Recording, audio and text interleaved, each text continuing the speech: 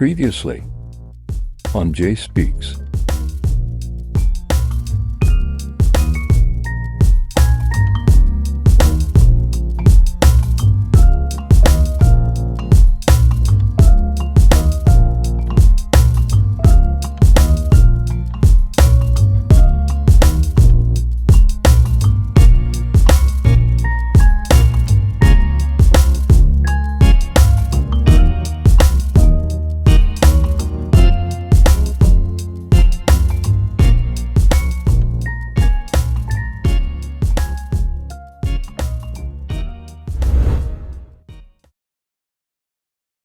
Oh yeah, for sure. I mean, originally what I wanted to do with my law and policy degree was work in healthcare reform. Like I said, I care a lot about poverty, and one of the largest causes and impacts of poverty is poor healthcare, right? So if you have poor health, you might not be able to work, or if you have something emergent come up, healthcare expenses are the number one reason why people file for bankruptcy in the United States by far.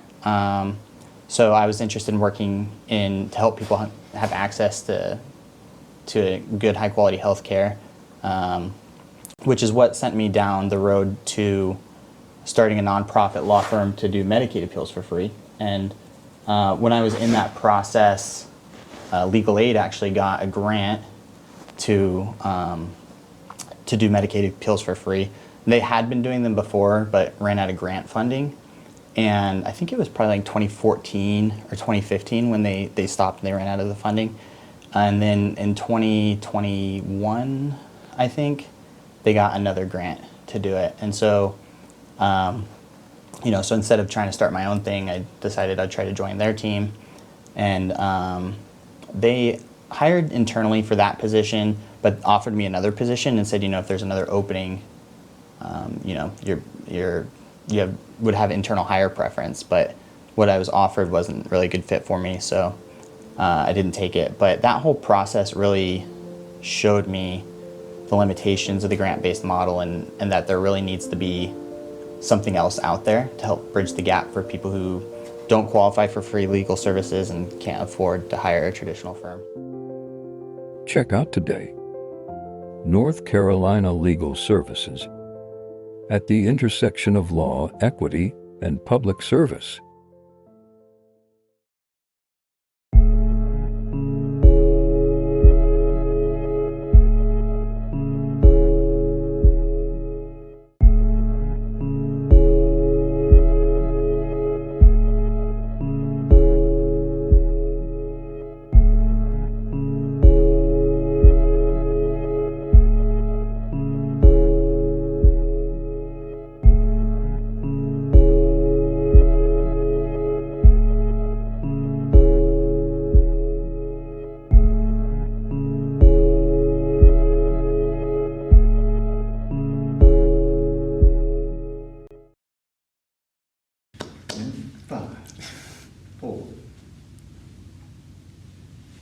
So Erica, how are you? I'm doing really good. How are you, Joe? I'm doing very well. Awesome. Doing very well. Happy Friday. Happy Friday, yes.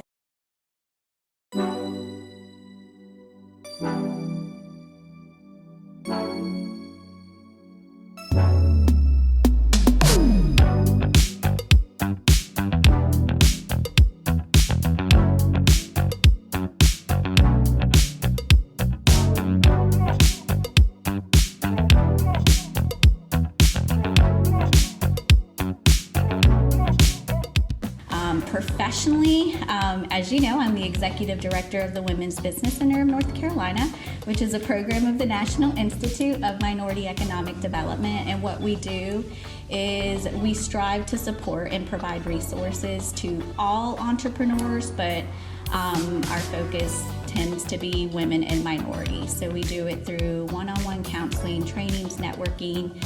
We also have a second nonprofit under the National Institute. It's Institute Capital. So what we do there is we support entrepreneurs with access to capital. So as small business owners, you think, oh, I need funds to be able to start my business or grow my business, but they're not ready for that traditional bank just yet. So that's where Institute Capital comes in. It's a CDFI, which basically stands for Community Development Financial Institution. So Yeah, when you say- along with many other programs. So when you say access to capital, are you talking about mostly grants? So grants, but lending, so loans is what is done through Institute Capital. Every once in a while, we may have some grants available if the opportunity opens up.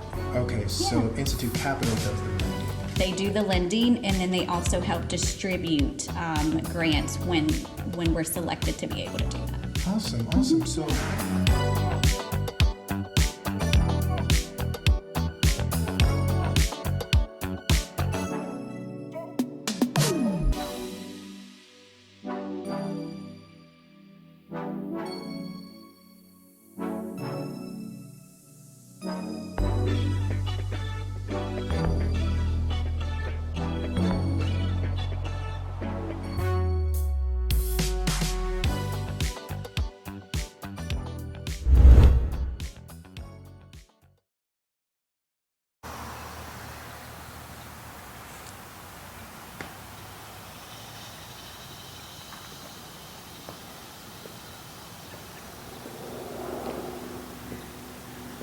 Hello everyone.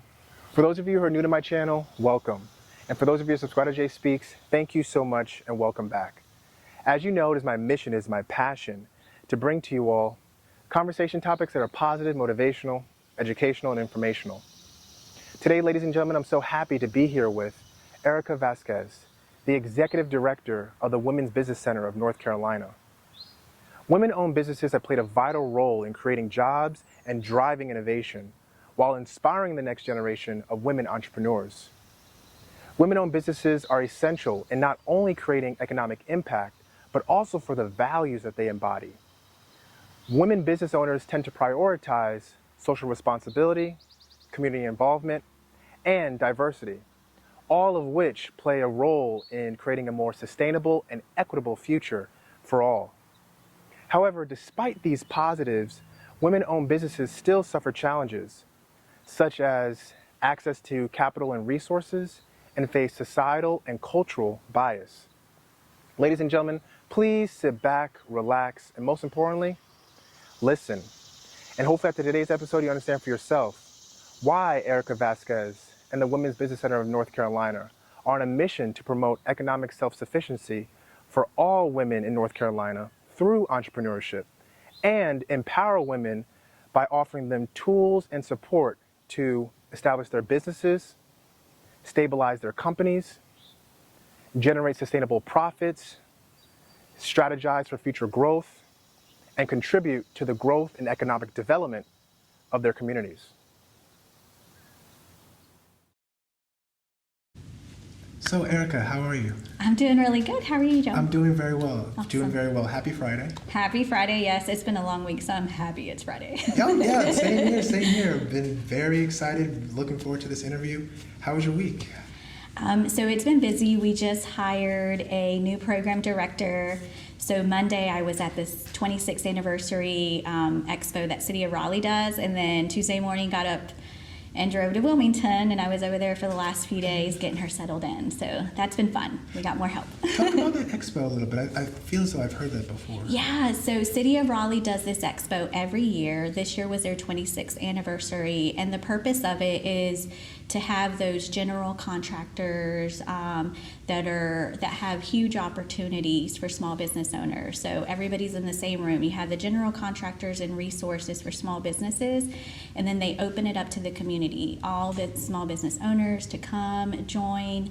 And be able to have the people that they're trying to talk to be able to get access to those opportunities in that same room. And I always say, if you have those individuals on the table in the room, like, take advantage of it. So that was a lot of fun. Awesome. And how long have these expos been going on for?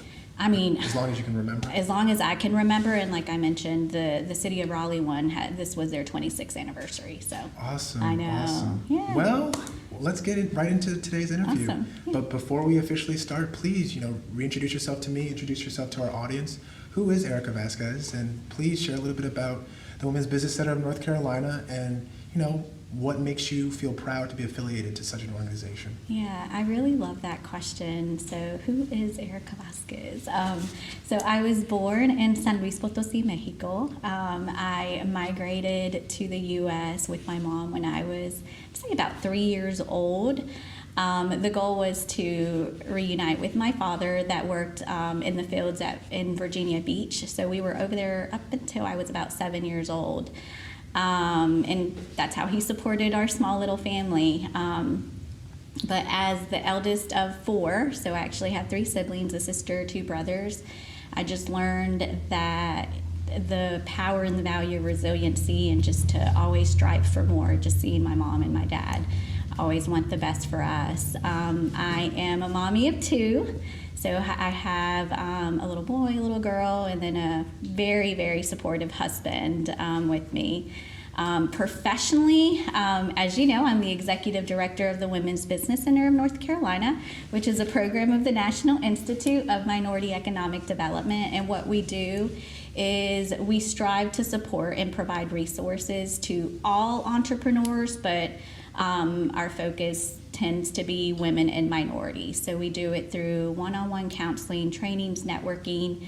We also have a second nonprofit under the National Institute. It's Institute Capital. So what we do there is we support entrepreneurs with access to capital. So as small business owners, you think, oh, I need funds to be able to start my business or grow my business, but they're not ready for that traditional bank just yet. So that's where Institute Capital comes in. It's a CDFI, which basically stands for Community Development Financial Institution. So Yeah, along with many other programs. So when you say access to capital, are you talking about mostly grants? So grants, but lending, so loans is what is done through Institute Capital. Every once in a while, we may have some grants available if the opportunity opens up. Okay, so Institute Capital does the lending. They do the lending, and then they also help distribute grants when we're selected to be able to do that. Awesome. So how did you find out about the Women's Business Center of North Carolina? So I was in banking for 9 years. That my previous role was a financial inclusion leader at Truist Bank. And the last 2 years at Truist Bank, as a financial inclusion leader, what I would do is I would go out and I would partner with nonprofits, corporations, and the purpose was to be out in the community and to teach financial wellness, financial well-being. So I would train, depending on who I partnered with, it would either be employees or it would be entrepreneurs on either personal finances or business finances. The Women's Business Center was actually one of my partners, so I off and on would do some of the trainings for their entrepreneurs on business financing, and then also banking and budgeting. So the basics of banking, and then how do we budget? Because entrepreneurs, you know, to be able to run that successful business, you also need to make sure that you're budgeting correctly on the personal side. So now, being a part of the Women's Business Center of North Carolina, do you still have contacts with your previous bank? I do. Yeah, so I actually work really close with them, and not just Truist, to be honest, because it seems like a lot of banks, or I would say most banks, have what's called the CRA, which is Community Reinvestment Act. So it's a way that through CRA that they give back to the community. So a lot of these banks have programs that support financial well-being. So we partner with a lot of banks in the area. They all have different programming, which is completely free, and they're looking to partner with organizations like us to be able to educate the community. And these programs are for organizations, not necessarily for businesses themselves. Yeah, for businesses as well. So Truist had 3 different trainings that we would offer strategically for just small business owners. So we had business finance basics. We had what was the other one? It's not personal, it's business. So it really taught the importance of making sure that we separate all of the personal finances and the business finances, and why that's so important. And then there was another one, I think the title was Access to Capital, and it not only talked about how to get access to capital with Truist, but just in general, what are the different options of access to be able to get that capital that you need as a business owner. Awesome. So was finance, was that your first choice? Like, was that when you went to college, was that your first choice? Was that something that you wanted to do? Or was that something that you were good at? So, was it a passion or you were just good at it? Yeah, so I will say, like, early on, I found my passion working at Piggly Wiggly as a cashier. So, believe it or not, you'd say, how did she find her passion being a cashier? So, there were a lot of farmers that would come through the Piggly Wiggly that I worked at. It's in Broadway, North Carolina, so there's a lot of farms around the area. And speaking English and Spanish, a lot of them, I established really good relationships with them. So I would, during my breaks off and on, would help translate, things that they would receive and didn't understand what it was. So during my breaks, I would use that time to help them translate those documents. And I just remember feeling that feeling of just gratefulness. And I think throughout my career, I kind of chased that feeling, like what roles have allowed me to really feel good about helping others. And when I got into banking, I started finding that slowly. And when I ended up in the financial inclusion department and just being out in the community and seeing how impactful we were with teaching someone that had absolutely no idea how to even start budgeting, and then just seeing them grow to buying their first home, it was just so fulfilling. So I think that's where I kind of regained my purpose again. So per your answer, it sounds like you were able to find your purpose through the banking position that you once held. Correct. So if that's the case, what made you make that full leap and forgo the banking totally and just be 100% with the Women's Business Center of North Carolina? Because it sounds like you had the best of both worlds. I did. At the banking. I mean, that's relative, but I'm just saying, like, you were able to find that in corporate America. A lot of people can't say that. Correct. But you were able to find something, but still chose to leave. So, like, what made you say, you know what, I'm going to fully go into this path? Yeah, believe it or not, if you would have asked me at the beginning of 2024 if I was thinking about taking a leap or going somewhere, I would have said absolutely not, because I really enjoy the role that I'm in. I was out in the community. I was teaching financial wellness. I had a friend that mentioned probably around, I think it was April, May, somewhere around there. Hey, did you realize that the Women's Business Center has their executive director position opened? And I didn't know. I looked into it because I've always been told don't pass any opportunities up. Always at least take a look, see if it matches. And I remember going through the job description, and it just matched everything that I love to do, in addition to be able to use the creative side of my brain as well, with being able to craft programming, which was something that I didn't get to do in the financial inclusion role, because being in such a huge corporation, marketing, they have a whole marketing department that tailors what we are out there teaching. So it took me about a week, believe it or not, to decide whether I was going to apply, because I was happy and I was comfortable and I felt secure. I think my husband probably every single day asked me, did you apply? Did you apply? Because he read through the description as well, and he knew it was going to be a perfect match, because I was going to be able to still continue to be out in the community and providing resources and teaching, but then I was going to also be able to use the creativity side of my brain that I often want to use more of, but didn't have the time to. So now in this role, I've been able to marry both, and it's absolutely amazing. I don't regret it at all. Wow. So the creativity was the main differentiating factor. The creativity was the main differentiator. Because in your previous role, you were more so just rolling out programs. The programming that they were giving us, that's what we were out there teaching. So there was really no flexibility there. Would you say that you were rolling out the same programs year after year?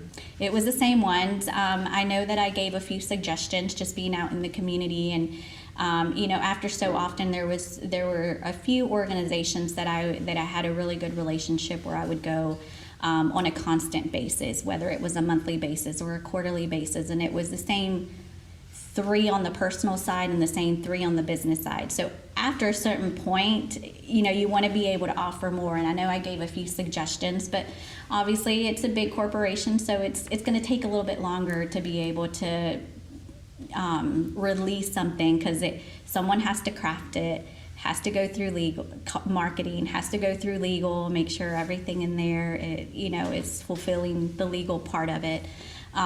So I never saw anything new released, and I really wanted to be able to craft some of that training.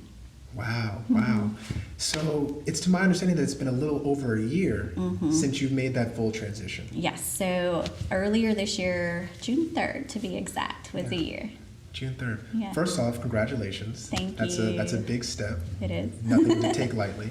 Correct. But secondly, please talk a little bit about the imposter syndrome or the fear of the unknown. I know that you spoke about being resilient, so that's definitely something that probably abated those 2 feelings. But, overcoming that, because a lot of people, they might love something outside of what they're comfortable, but they choose not to do it because it would require them to not be comfortable. So, Correct. how did you overcome those feelings to be the executive director? Yeah, I will say imposter syndrome is a real thing for sure. And I did have it. And I mentioned it took me a week before I applied. So I was comfortable in the position that I was. I was very, very happy. I was okay with, yes, I desired to use more of that creativity side, but I was okay where I was because I really enjoyed it. It also gave me the flexibility to spend a little bit more time with the children, which to me, that's really important. But it was definitely real. I will say that years ago, or when I was younger, I missed out on a lot of opportunities because, believe it or not, I have always been really shy.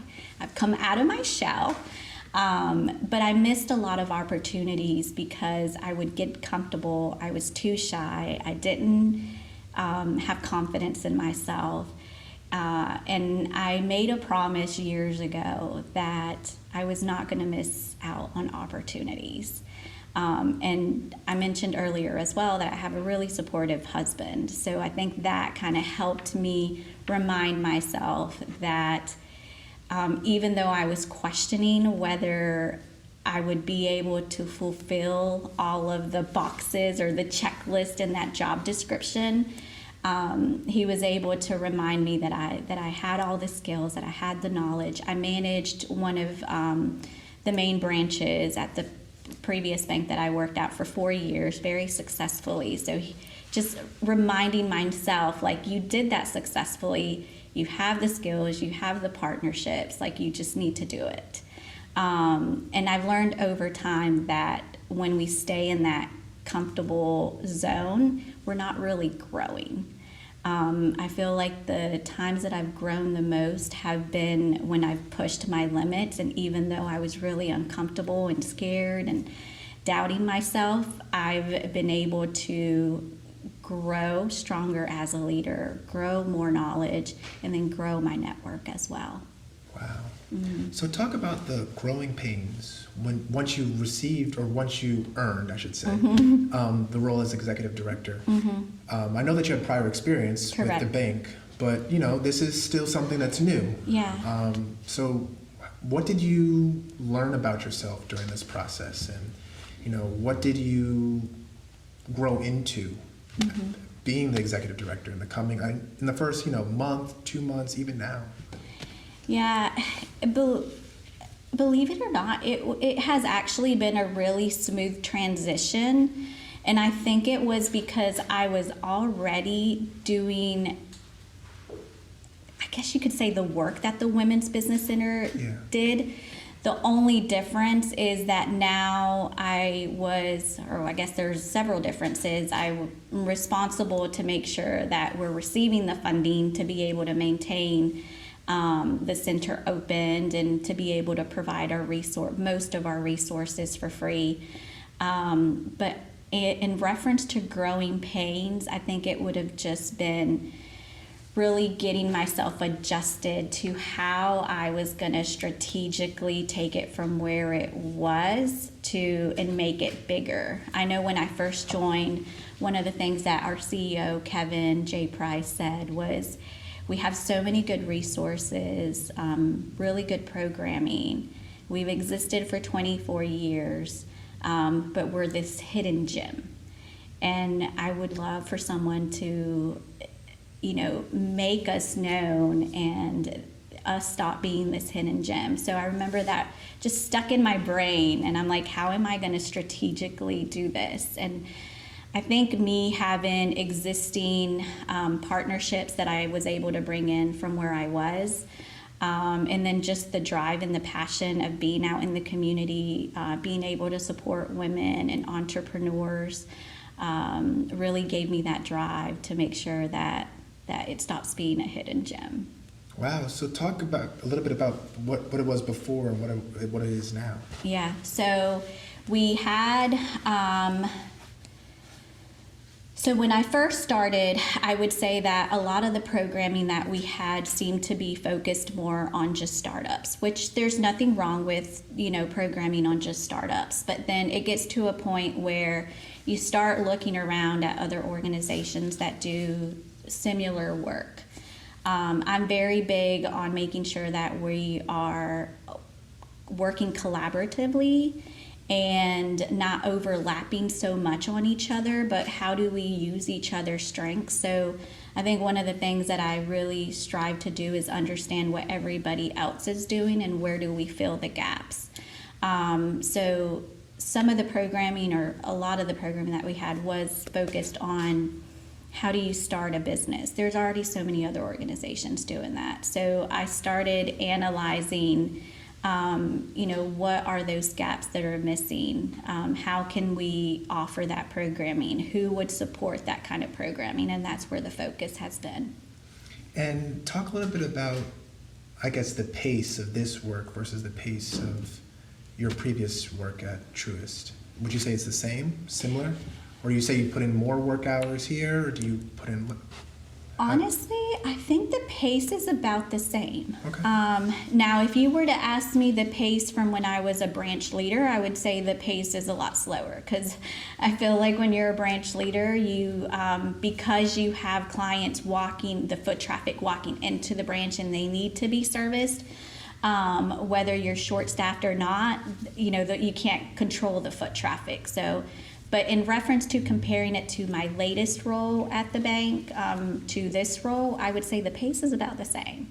There's some days that it gets, pretty busy and we're pretty slammed, and then there's other days that it's, some downtime, but just because there's downtime doesn't mean we're not working on something. So. True. And your team, you have a Yes. well-rounded team. Yes.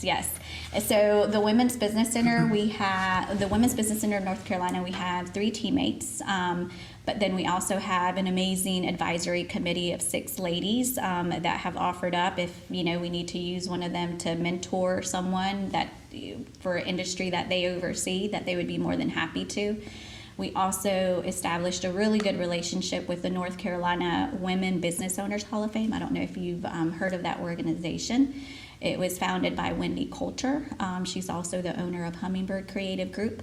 And she wanted to create this organization where they would house really successful women throughout North Carolina and advocates that are really supporting women business owners. So each year they have a huge gala. I think this year is November 8th, if I remember.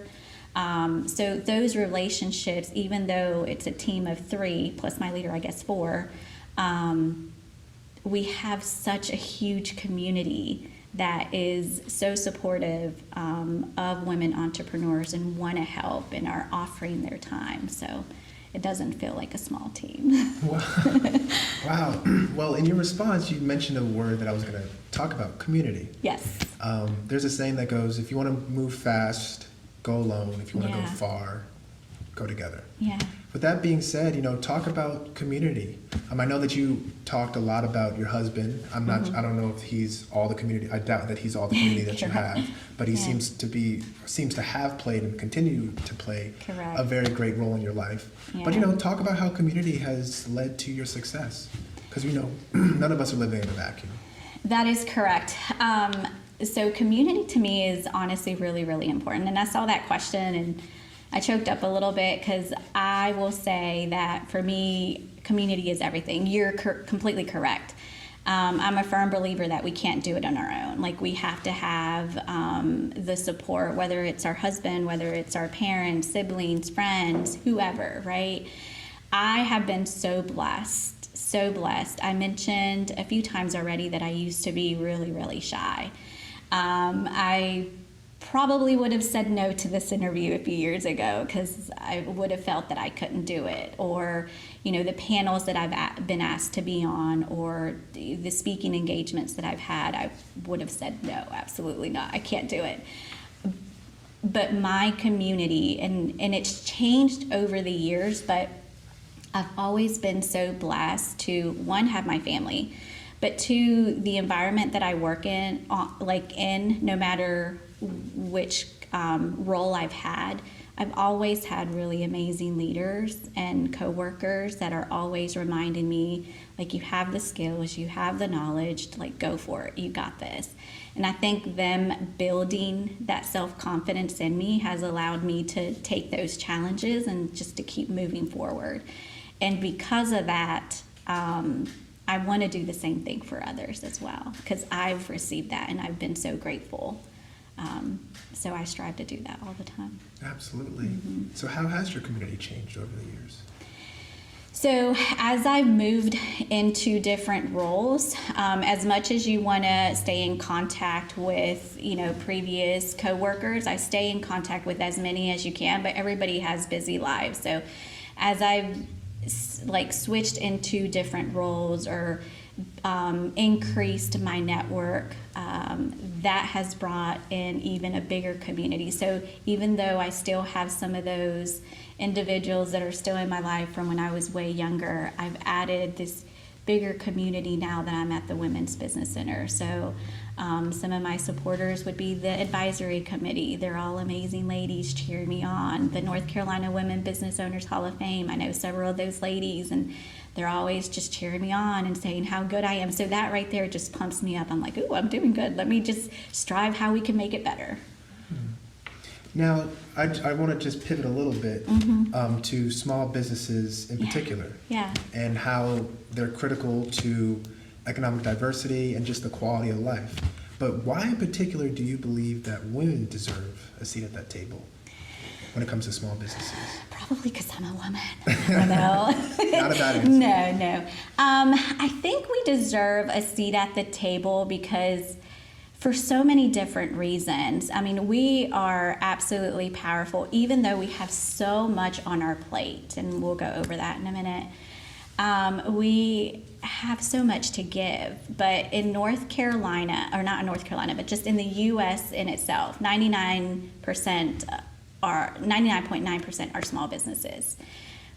4 out of 10 are women-owned businesses.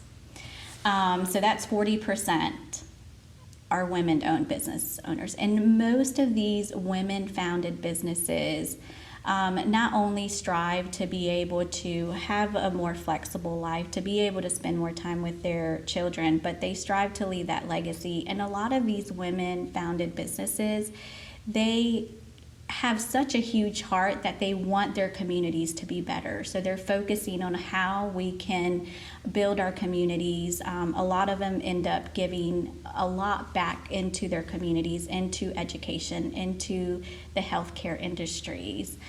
So those are just like a few of the reasons why.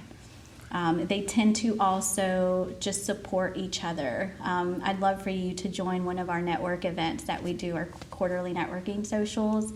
Just how you see them interact with each other. They don't see each other as competition, but they see each other as that community that we were just talking about. Like, how do we each other build each other to build that confidence, to remind you that you can do it, you got this, and then strive to give that input and that feedback on how you can be better, how you can continue growing your business.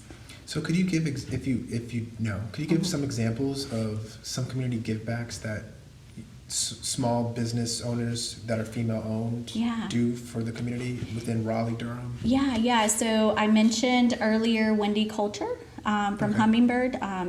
So she's the owner of Hummingbird Creative Group, but then she also founded the North Carolina Women Business Owners Hall of Fame. So I would say that that's a prime example right there. She was just on a panel for us for our annual conference last week. And the moderator, I heard her mention, which I didn't even know this, but I thought it was absolutely amazing. She owns Hummingbird Creative Group, and she's invested, I think they said close to $1 million back into her community throughout different organizations, different ways that she's helped communities. So that's just one amazing example right there. Wow. So talk a little bit about the challenges that these women-owned businesses face. Yeah. So I would say there's probably several, and I mean, men entrepreneurs always, have their challenges as well. But since we're focusing on women here, I would say as women, one of the big hurdles that we hear is access to capital or funding. And when we speak about like the venture capital, there was a study, I believe it was on Forbes, if I remember correctly, that said that if you have a female entrepreneur and a male entrepreneur pitching the same thing, the male has 60% more of a chance that it would get awarded to him than a woman. So these male investors would prefer to invest in or hear a male entrepreneur pitch versus a woman. Why? I don't know. We'll see. But 60% of males would end up being the ones that get awarded. So I would say we always have to constantly be proving ourselves that we have the knowledge, the capacity, the capability to be able to take on these roles as women entrepreneurs and run successful businesses. The other thing is that as women, we tend to also take more of the taking care of the family. So as our parents get older, that might be a sidetrack for us because we tend to be the ones that are being the caregivers. As mothers, we're usually the ones that are, making sure that the kids are getting to school, that we are taking them to their different sports, versus a male entrepreneur or a dad in the family. So I would say those are probably some of the top challenges.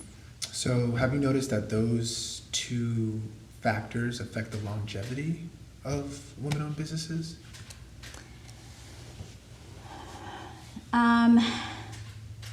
So maybe not affect the longevity, but I will say that women-owned businesses tend to grow a little bit slower because of those barriers that are there. Plus, as women, we like to be a little bit more cautious. I mentioned earlier for me personally, when I was debating on whether I would make the transition or not, that I wanted to make sure I check all the boxes as I talk to these women entrepreneurs. And there's been studies as well that show that we as women want to check all the boxes before we make any type of leap. So we're a little bit slower when it comes to making a decision. Now, I'm not saying every woman, but I would say the majority of us just like to move a little bit slower. Be a little bit more cautious when we know we're going to take a bigger risk. Which is a good thing. Which is a good thing, yes. But I think sometimes that can hurt us. True. I mean, I would rather be hurt from the front end than be fully invested Correct. and then get hurt. Correct. But I mean, that's Yeah. just me. Correct. Now, do you see or do you notice that women tend to go into entrepreneurship more so by themselves or with their spouse? Is there some type of statistic on that? So, I'd have to do a little bit more research on whether, like, what the statistics would be. Just speaking from, like, our current clients and the client counselings that are coming through, I would say that the majority of them, they own they're the sole owners. What I have noticed, though, is whenever they're in a male industry focus, and again, I'm just speaking for what I'm seeing with my clients, when they're in a male industry focus, such as construction or manufacturing, that's where I tend to see where there's partnership with the husbands. Do you advise that women invest in male-dominated fields? Because there's already a lack of, like, from the support factor. You spoke about how That women invest in male-dominated fields, or that they seek out entrepreneurship in male-dominated fields. Does that make does that make sense? like that they seek to go into male-dominated fields. Is that what you're saying? Yes, through entrepreneurship. Yeah, I think if they have the interest and the perseverance and to remind them, to be able to remind themselves, to challenge themselves, and it's not going to be easy, I think definitely. And we are starting to see more female entrepreneurs go into male-dominated fields. The male-dominated fields seem to have a larger profit margin. But yes, I would say, why not? Yeah, and I agree with that too. I'm just looking at it from the perspective of, you said 4 out of 10 business owners are female. Correct. And then by you going into a male-dominated field, that community might be strained a little bit. And that can be extra challenging as a first-time entrepreneur. It is extra challenging because I think as women, if you're going into a male-dominated field, now you're going to have to prove yourself even more. Scrutiny. Exactly. So there is a female entrepreneur in the Durham, Raleigh area, and she's a powerhouse. She's actually one of the inductees of the NC Hall of Fame. And she's on her advisory committee as well. So she owns a really big construction business, and it's her business. She started it from the ground up, and she's told her story many times on different panels and speaking engagements that we've invited her to, and just the challenges that she's had to overcome to be able to get to where she is.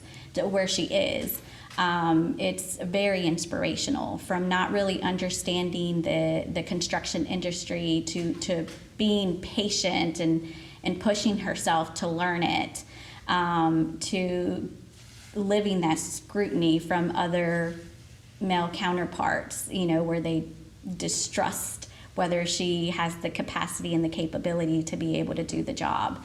I remember her telling me a story that one of her project managers called her because she was having some issues with a work crew.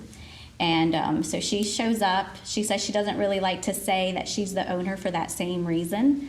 And she shows up and she says, "Hey, what's the problem here?" And the lead of that crew says, "Well, they want us to use the safety harnesses to get up, on the building." She's like, "Well, then I need you to wear the safety." And he blatantly told her that he wasn't. And she said, "You're going to wear them now, or you need to leave the site." And he basically said, "Who are you?" And she said, "I'm the owner. So I'm asking you have two choices. You put on the safety harness, it's for your safety and your crew's safety, or you leave the site." He decided to end his contract and left the site because he was not going to listen to a female owner. Wow. Yes. That's wow. Yeah. Big ego. Big ego. So do you tend to notice that women own business, or female owners don't like to put themselves out there that they are the owner of said business? I think honestly it's going to depend on the personality. I know for this particular individual, she has mentioned several times that she doesn't really like to say she's the owner unless she has to, for that same reason, because it seems like then she has to figure out how to prove herself and show, even though she's running this successful business. So I think you need a very strong female to be able to stand there, and which we have plenty of them, right? Yeah. You need a very strong female to be able to join some of those fields. And I'm proud to say we have several of our clients that are females that are in some type of construction industry, and it's so awesome just to see them working through the different challenges that they have. So through the clients that you work with, what industry is the most popular that women entrepreneurs, first time or multiple, tend to venture into? So I think everything has its season. So right now, what we're noticing is a lot of like consultation businesses. So I'm seeing a lot on leadership, on work-life balance, and I think it's just the climate that we're in right now. So I would say consulting part of it, HR as well, and then the construction too. And I think that might have to do because under the Institute we have another program which is called the Small Business Transportation Resource Center. That program is funded by the Department of Transportation, and what they do is they support women and minorities that are looking to get into STEM industries.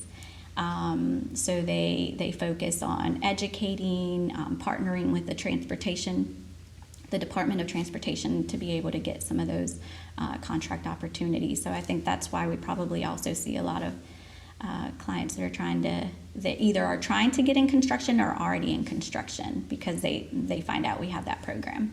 Interesting. No technology or AI? I mean, we have seen a little bit, but I haven't seen a lot of clients coming to us, and that could be because there's another organization or nonprofit out there, SBTDC, so they focus on technology. So I'm sure they probably see a lot more of that.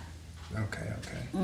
Now, going back to challenges, you spoke about this in the beginning. You kind of rattled off the programs that the Women's Business Center of North Carolina offers to its clients. Correct. But if you can go into a little bit more detail, if you can, but on how the Women's Business Center of North Carolina abates or placates the challenges that women entrepreneurs face. Yeah. So we have a lot of different kind of programming. I said it earlier. We try to really focus on those gaps. One of the things that we try to do at the Women's Business Center is really be out in the community, understand what other resources are out there, so that one, if we don't have the resource or we don't have someone internally that's able to provide that knowledge to our clients, then we know of a resource that is out there. So that's one way. The other thing is that we do one-on-one counseling with clients. So whether that's they're looking to start a business and just have absolutely no idea on what the process even is, we do one-on-one counseling to figure that out with them. If they are growing their business and they're trying to learn how to manage their business better, or how to market themselves better, or now they're ready for lending but they don't know what the process is, that's where the one-on-one counseling comes in. We love to learn who the client is, where they're at, what their goals are, and where they see themselves going, and then from there we strategize how those coaching sessions will be. We also host trainings, so those are either virtual or they're in person. They can be one-off trainings where we offer a luncheon or an early morning hour session on X topic. So we might bring a CPA in to talk about, taxes, or we might bring a lawyer in to talk about, structuring your business as it grows. And then one thing that we've done this year that I've really, really liked that has been successful is we've actually done more cohorts than the one-off trainings. And I've noticed that those have been really, really successful. And I think the reason why is because you get this group of individuals and now they have to see each other for 6 or 7 weeks. And they have the opportunity not to just see each other, today for this 1 hour training, but over the 6 to 7 weeks, depending on the training or the cohort, they get to establish those relationships amongst each other and build community amongst themselves. So that's been really nice to see that flourish. So I think that might be like a strategy that we're kind of leaning towards doing more of. Okay. And then we also do quarterly networking socials. And the purpose of that is also to really bring the entrepreneurs together and help them establish that community. I was just about to ask that. Yep. So you have seasoned entrepreneurs who've been with the Women's Business Center in North Carolina. Correct. Coach the entrepreneurs who are coming in for the first time or fairly new, who are seeking to be successful in the same industry. Yes. So we do that through either the cohorts or we do it through the quarterly networking socials. One of the things that I love to do is for those seasoned entrepreneurs that are clients of ours, now that they're seasoned, we like to bring them in as speakers. So for instance, when we do these cohorts, when we did the Spanish cohort earlier in the spring, we brought in a few. There was actually one of them that has been what we call one of the Institute babies. So when she first started her business, I think like 10, 15 years ago, she reached out to the Women's Business Center, and now she is about to open her 4th business.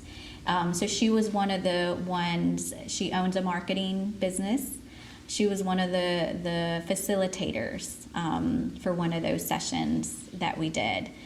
So we try to utilize the clients that are now seasoned to be able to come and now train the ones that are starting off.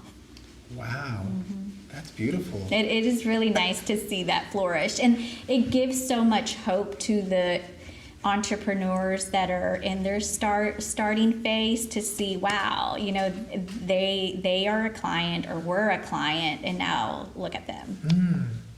So how many women are a part of the Women's Business Center of North Carolina? So we have, I was looking at the the database the other day, and I believe actively about 1,500, and they will either come to like a one-off training. Some of them will join a cohort. Some of them we might have not heard a little bit, but they were at the conference last week. Now, unique clients that we helped last year was almost 200. So unique clients that we did one-on-one counseling with.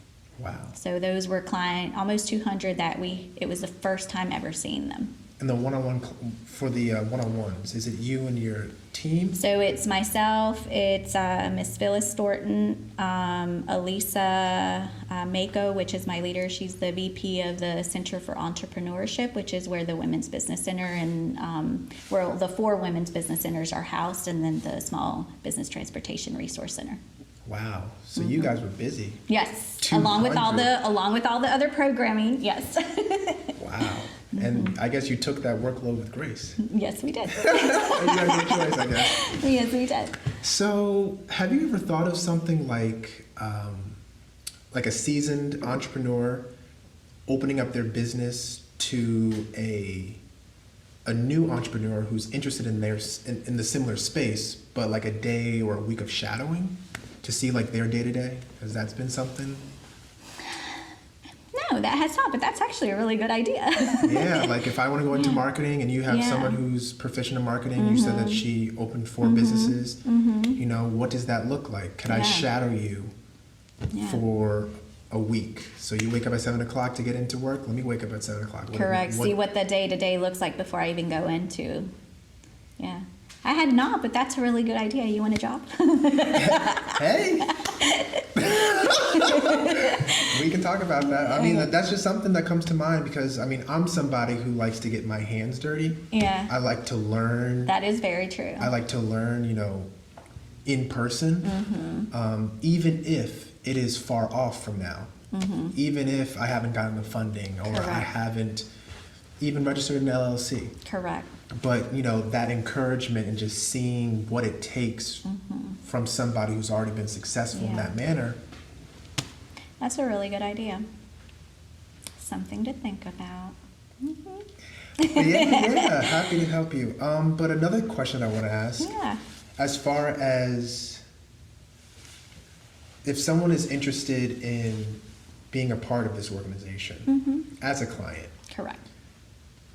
so is it like a monthly? Do they pay like a one-time fee? Is it a monthly? And when once they pay or once they are a part of the organization, how do they get informed? Is it just like email blasts?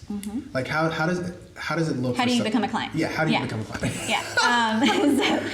So it's a very easy process. So we're partially funded by the SBA. So most of our resources are free. And when I say most of them, it's honestly pretty much everything except the annual conference at this moment. So the annual conference is our annual fundraiser that we have to be able to obviously collect funds to be able to continue doing what we do. We are blessed that we have several funding sources, so it's not just SBA. There's a lot of other organizations, private banks that believe in what we do. But to become a client is as easy as, hey, Erica, I need some one-on-one counseling, or I want to access, training. So we send you, and you can actually go to our website, the Women's Business Center of North Carolina. About halfway down the page on the left-hand side, you see Request Counseling. You click on that, and it's going to ask you about 12 questions. What's your name, your last name, email, contact information. It'll ask you if you have a business. If you say no, that's about it. If you say yes, it'll have some additional questions so we can learn a little bit more of where the business is. So did you have any profits? What was your revenue last year? Are you Hub certified? Just general questions to get so that we can look at before we even, access. There is no monthly dues. So once you sign on, it's free. Another thing that we've been doing since I came in is we do here and there offer more specialized training. Sometimes we're able, depending on budget, are able to give a complimentary access to X. So for instance, in May we offered QuickBook Beginners. So it was a 2-day session. It was a Monday and a Tuesday, 9 to 12. For the participants that signed on, we had 12 subscriptions to give away.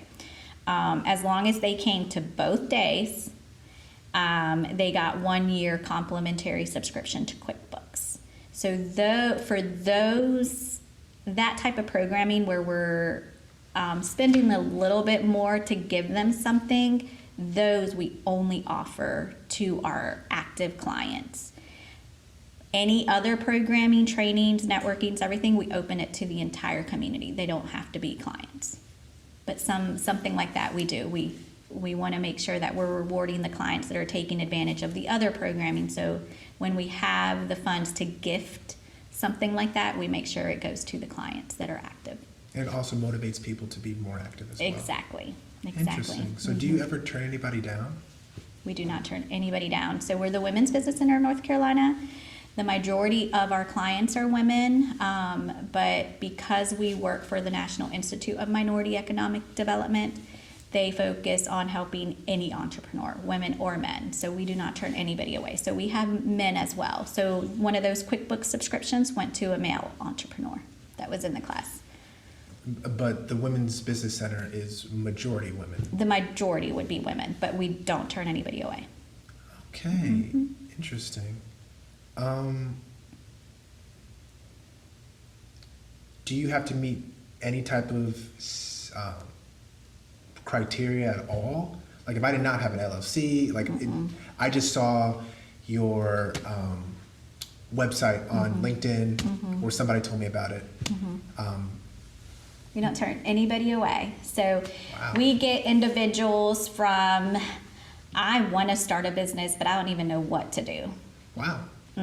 So then we talk through, okay, so what are you good at? What do you like to do? That's what the counseling would look like. But yeah, we get from, I want to be an entrepreneur, but I don't even know what I want to do, to I have had my business for 5 years, 10 years, and this is where I'm stuck and I need some help. In those situations where you have people who say, I want to be an entrepreneur, but I don't know what to do, how do you tackle that? Do you find yourself kind of telling them what they should do? No, never. No, we do not tell them what they do because this is going to be their business. So Exactly. we give them some homework. We give them homework on, okay, let's figure out, let's make a list of what are the things that you're good at doing and what are the things that you like doing. And let's do some research and see what fields are out there that would allow you to do that. We don't do the homework because it's not going to be our business. So we give them some guidance and structure on what their step would be. Once they figure that out, then now what fields are going to allow you to apply these skills and these things that you really enjoy to do. Interesting. So how does the Women's Business Center, measure its impact on women founders from a financial standpoint, from a social standpoint? How do you say, this was a successful year because of XYZ? Like, what is that criteria? So we do have some KPIs that we measure because we're partially funded by the SBA, and then also since we're a nonprofit, we need to be able to show the ROI, so the return on investment, right? So those funders that are providing grants for us to continue doing what we do, we have to be able to show them something numerical. So we do have KPIs. What we tend to measure is how many clients did we counsel, and we focus on unique clients, which I said we did almost 200 last year, unique clients. That wasn't including the reoccurring clients, the ones that have the follow-up. That was just the ones that were their first time that they came to us. We also measure how many did we train. So last year we trained about a little over 1,100 through the different programmings that we had, cohorts, one-off trainings, speaking engagements that we had where we were doing some type of training for another organization. I would say that's, what we measure.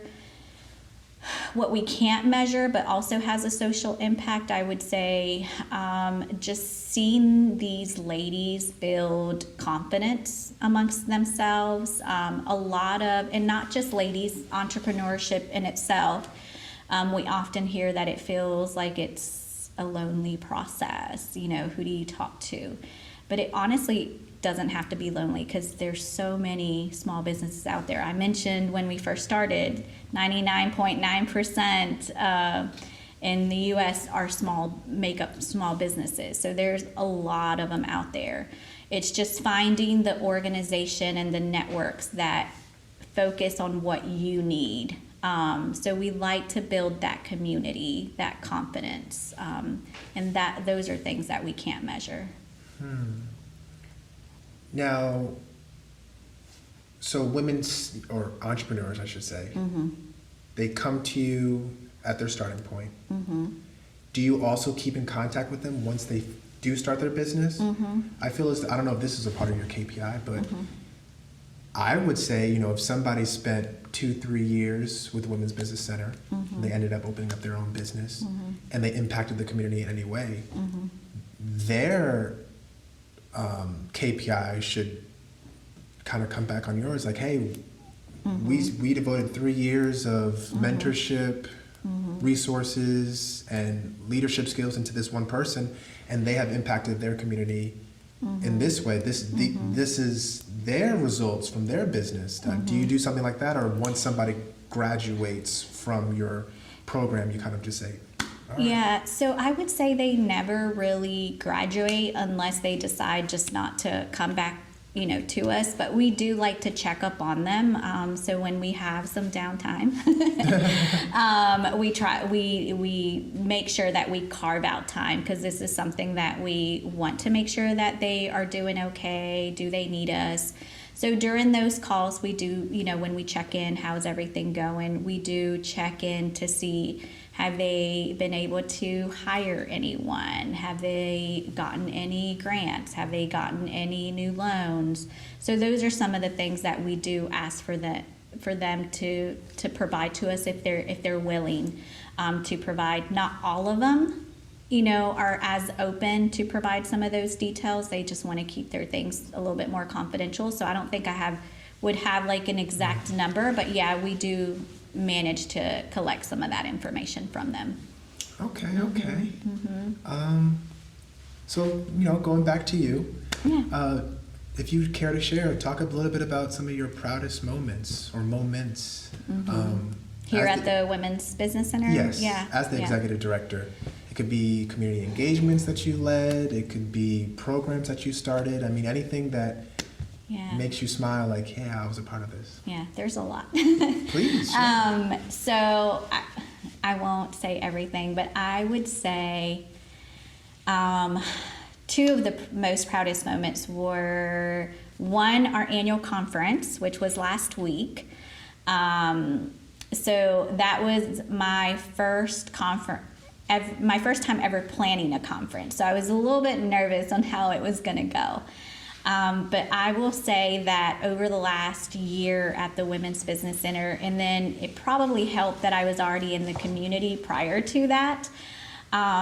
So I managed to establish really solid relationships where they believed in what we do, and several of them were first-time sponsors for the conference. So that obviously is something that I'm really proud of, that we were able to show the value that we give to our community, that they were willing to spend their dollars on us and sponsor that event. So I'm very blessed that we were able to do that. So I think we had a total of about 14 sponsors, like 16 exhibitors. And then we had several of our clients that donated items to raffle, which that was nice in itself, that they were giving back to someone that has provided resources to them. And then we had 125 attendees. Wow. Which was amazing. So that's one. The second one would be we received a grant from City of Raleigh. We were awarded that grant end of last year. The idea that we submitted was, when I first took over the role, and even prior to this role, I realized that there are cohorts out there, but I didn't really see any cohorts that focused on just Spanish facilitators. And sometimes when you speak another language, even if you speak the English language, you feel more comfortable if it's facilitated in your own language. So we submitted an idea to be able to offer a Spanish cohort, all in Spanish. City of Raleigh loved the idea, so we had a 7-week cohort earlier this year. It was called Juntos hacia el éxito, impulsa tu negocio.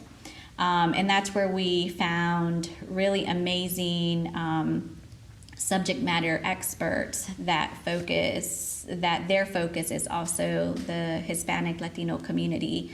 And then that's where we used the services of one of our previous clients that was in marketing, that's now about to open, or probably now has opened her 4th business. And I will say the reason why I am so proud of that is we were originally only going to open it up to 10, opening up 10 seats. We ended up with 23 and a huge wait list. There was a really huge demand on like to get access to that program. It was 7 weeks, and I mean, these entrepreneurs were here every Thursday from 5:30 to 7:30, and at the end of every session, they were just excited about what they had learned. And why I'm proud of it is that some of them, this was their first time actually putting themselves out there and not just work, but educate themselves to be able to help grow their business. So some, as entrepreneurs, you can't always be in the business working. Like, you have to pull yourself out and strategize and educate to see what that next step is to grow your business, if that's the case, or what you want. A lot of these individuals, this was their first time doing it, and I think the material that we offered, or the topics that we offered, it allowed them to see their business in a different way, and allowed them to fill in the gaps that they didn't even realize that they were missing. A lot of them had absolutely no idea what a 30-second elevator pitch was. I remember the first class, that's what it was. That's what we focused on. Like, it was orientation. This is what the cohort's going to look like. This is the expectations. If you miss more than 2, you're out. If you're late more than 15 minutes, we had strict rules. But I remember that first session, we went over what a 30-second elevator pitch was, why it's so important. And I remember telling them at the end, so it was a hands-on workshop. After we did the presentation, they sat there and they worked on their elevator pitch. Once they finished, I told them, I said, I would love to hear it, but if you're not comfortable, I am okay, because I know I don't want to put anybody on the spot. So if you will just get up, just say your name, what business, your business name, and what your business does. If you don't feel comfortable doing your elevator pitch, that's totally okay. Just those 3 things really quickly, we're good. I was so proud of them. First one stands up and she's like, I am so nervous, but I'm gonna do it. And she did her elevator pitch. And from there, all 23 of them did their elevator pitch. Fast forward to the last session, the graduation, they did their elevator pitch again. And to see the growth and the confidence was absolutely amazing. Since then, that was May 1st. Since then, I have seen several of these participants out in the community going to expos, which is their first time. I had 2 join our conference. It was their very first time at a conference. And just seeing how they've realized the value of educating themselves and taking themselves out of the go all the time, and how do we re-strategize, has been absolutely amazing to see them grow. Wow. Mm-hmm. Wow, congratulations. Thank you. For both the conference and the grant. Thank you. That is serious. And how many people would you say roughly benefited from the grant? From the grant, so 23. Oh, yes. So so the way that grant works is they give you half of it at the beginning of the year. In June, actually in July, we have to submit a report on, KPIs and just a report on the success. And then from there, they'll determine if they give us the other half. The other half will be to host another one in the fall. During graduation, they told us that they just wanted to go ahead and let us know that they were going to give us the other half so we could go ahead and start planning, because they had been able to see that it had been really, really successful. So that was really nice. Yeah. That is really nice. That is really nice. Yes. We still have to submit the report, but it's good to know that, it's coming. Absolutely. Absolutely. Yeah. Well, I learned a lot about you and how you embody resilience. Yeah. The importance of community and fighting for the grant, and also the conference that you planned. I've also learned a lot about the Women's Business Center of North Carolina. With that being said, there's no one or no organization that's perfect. Correct. But please, if you care to share, what is something that you believe that you can work on to be a better person or a better executive director? And what is something that the Women's Business Center can work on to be even a better nonprofit organization? If you need some time to think, it's fine. Yeah. So I would say for the Women's Business Center, just to make it better, I mentioned earlier that the CEO mentioned when I first started that it was a hidden secret, and he was tired of it of being a hidden secret. So I thank you for this interview because I know it's going to help. So I think that's something that we're still working on. I know that we have come a long way in just a year with the different partnerships, with the different speaking engagements that we've had. We've seen a tremendous impact on the requests for business counseling, the requests, the follows on LinkedIn. Obviously, they're starting to learn about us and find out about us, but I think there's still a lot of work to be done.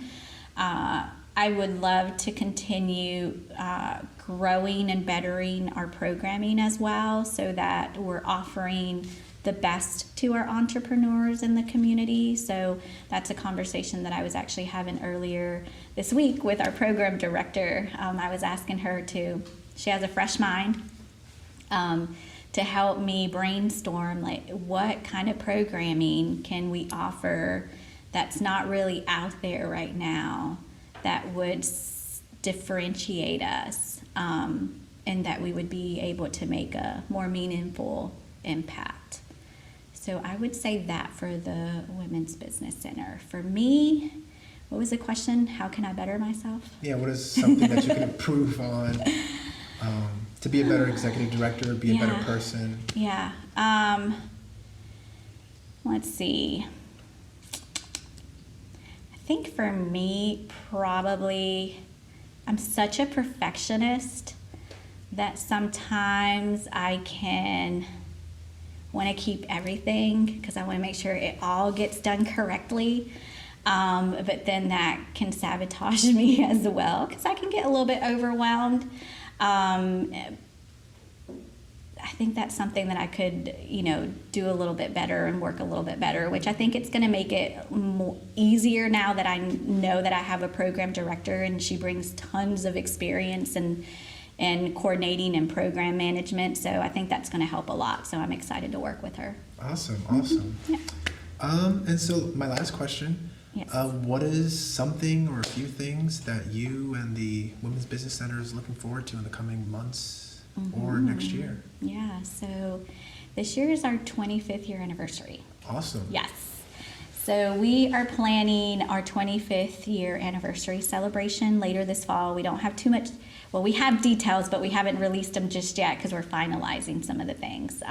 Again, perfectionism, I want to make sure everything's in order before we say anything. But we're looking for it to be in the fall.